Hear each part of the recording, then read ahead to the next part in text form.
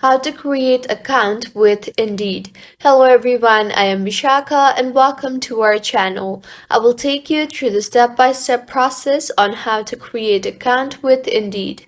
Now let's get right into the tutorial. Firstly, go ahead and open the Indeed application on your device.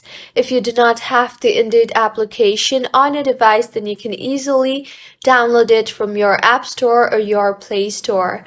Once you have opened the Indeed application, you will be led to this type of interface. You will see the option for create an account here. Tap on that, and now in order to create an account, you will have several options.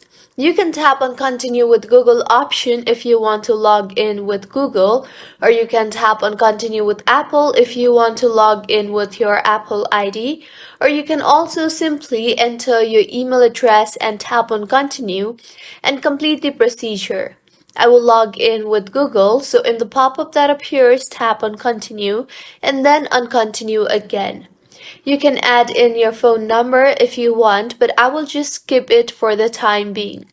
So with this, the Indeed account has been successfully created, and this is how you can create an account with Indeed. If you find this tutorial helpful, please make sure to like the video and do subscribe to our channel for more contents like this.